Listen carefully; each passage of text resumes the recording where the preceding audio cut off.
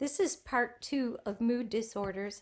We're going to cover bipolar, and we're also just going to touch upon disruptive mood dysregulation disorder, which is a new disorder for young people, children. So why don't we start off with bipolar? And we had talked about unipolar if you have just a major depressive disorder. The same goes for a manic state. So you can think of bipolar is going from a unipolar state of major depressive disorder to a manic state. And in this case, mania, the same as depression, you need to have a manic episode, just like you had to have a major depressive episode. This has to occur. When we're talking about bipolar, we're talking about the key identifying feature is alternating between major depressive episodes and manic episodes. You're going from one episode to the next episode. You're going from peaks of elation to depths of despair. Now, we categorize bipolar in two different forms. We have bipolar 1, which will be a full manic state, and we're going to talk about a manic episode. And you also have bipolar 2, which has a hypomanic state. And the word hypothermic, it means below. Hypothalamus, below the thalamus. So hypodermic needle, below. So below the surface of the skin. This means less severe than a full manic episode. So if you had a question about bipolar 1 and bipolar 2, which one has a less severe manic episode? Well, you're going to say bipolar 2. So that's what you're going between. And just like dysthymia, there is a chronic variation of this. But let's just start off by talking about a manic episode. All right. So, you can have, we already talked about major depressive episodes, but what we didn't talk about was what happens if they're untreated.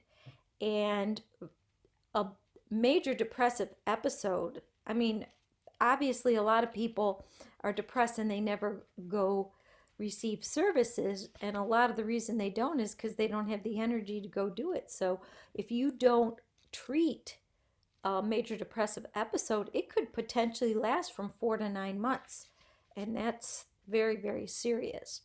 The other fundamental state, of course, is mania, a manic episode. So think of mania is a state of highly aroused, abnormally elated, could be extremely irritable, extreme energy level. The word mania is Greek for madness, frenzy. People with mania find extreme pleasure in every activity. They're hyperactive, little or no sleep, grandiose plans. They believe that they can do anything. Their speech is fast, possibly incoherent. They are crazy with ideas. This is actually called, and remember this is called the flight of ideas, where a person might say, I can come up with a cure for cancer, and they find it in a very unusual way. You're going to be watching a video clip of a person. This is a real person. This is not, staged, having a manic episode, and it's almost difficult to watch. But this is the real McCoy. So watch it, and it will give you apprehension and anxiety. So here's the thing. We talked about a major depressive episode is lasting 2 weeks. All right. But a manic episode is what, I'm sorry, that is my dog, Riley. Stop it. Uh, the duration is, he sees a dog out the window. The duration is 1 week or less, or less if the behavior is such that it might require hospitalization. Okay? All right. So if a person is in a manic episode and they think they can fly, or they've taken all the credit cards and uh, brought them all to the max, or cashed out your 401k, they may need to be hospitalized. There's also a hypomanic episode, remember below, less severe, does not cause marked impairment socially, occupation, you could still function. But this is interesting. We said 1 week or less for a full blown manic episode. For a hypomanic episode, it has to last 4 days.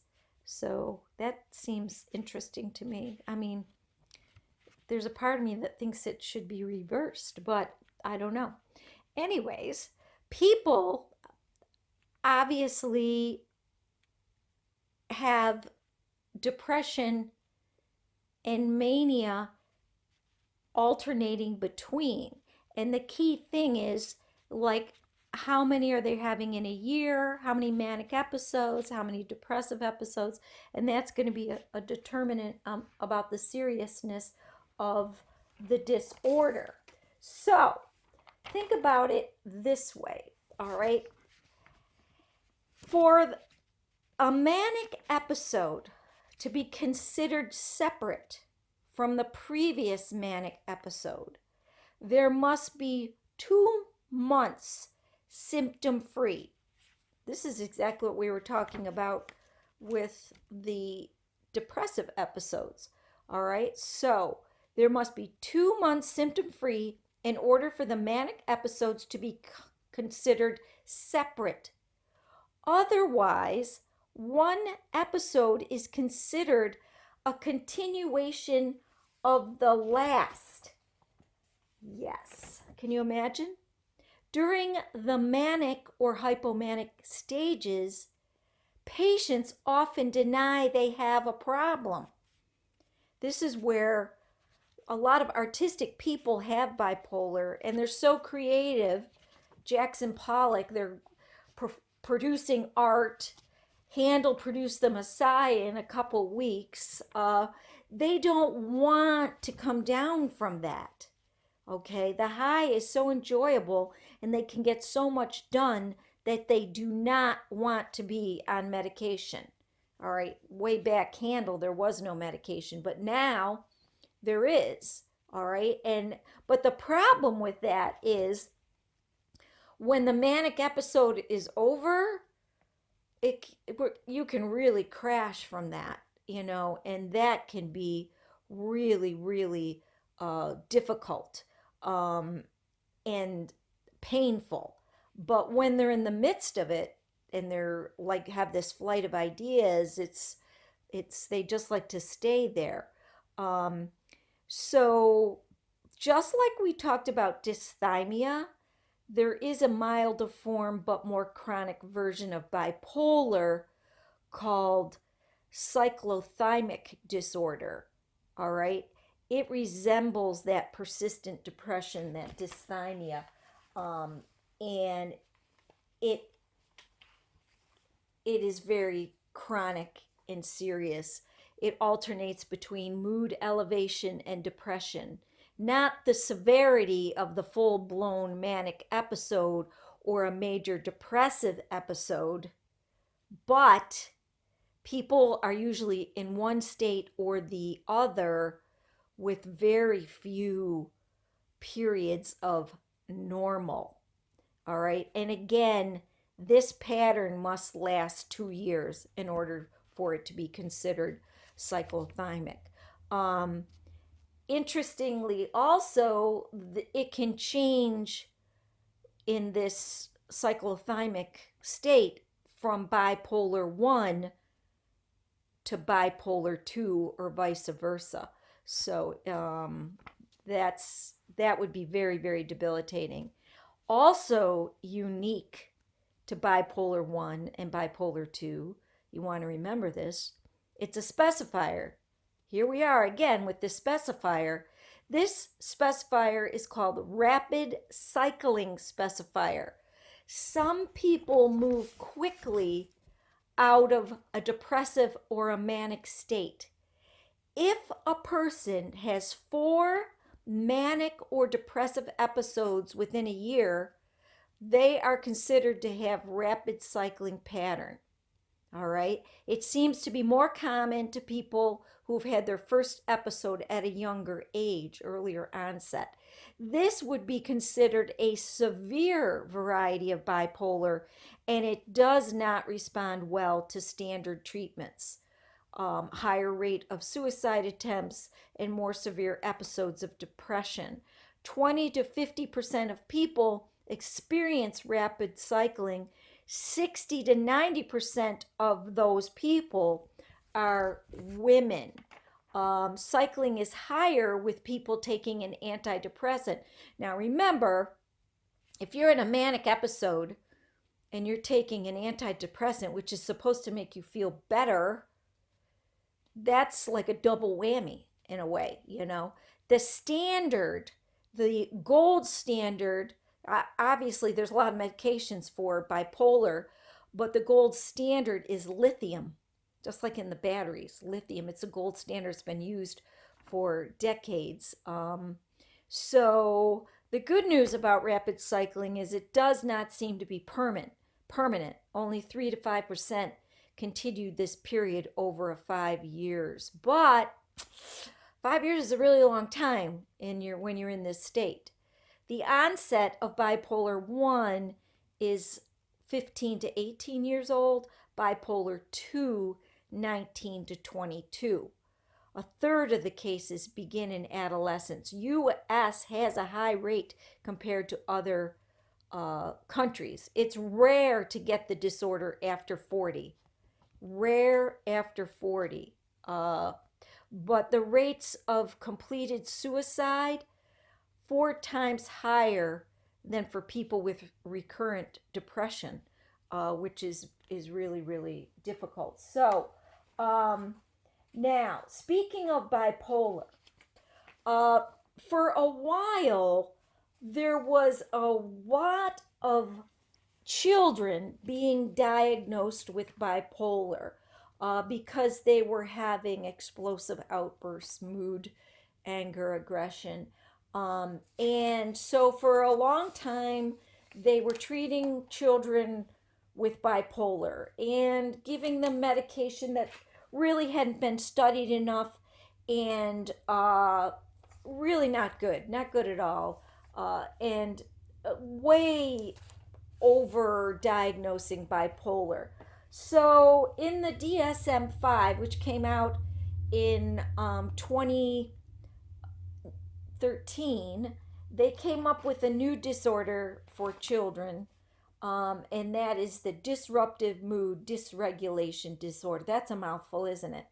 I wouldn't want to have anyone know I had this. It just sounds terrible. It's a disorder of chronic, severe, and persistent irritability in children that often includes frequent temper outbursts that are inconsistent with the child's developmental age. In other words, they should be done with this. So that is a new disorder, relatively 7 years now. But there is a high rate of comorbidity with bipolar.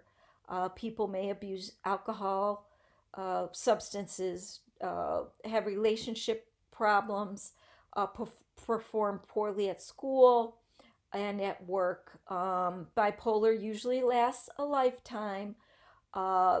People who have bipolar are more likely to seek help when they are in the depressed state over the manic state. And that I'm sure makes sense to you, you know. And that is really, it has a mixed state, but we won't go into that. I think this is enough for right now.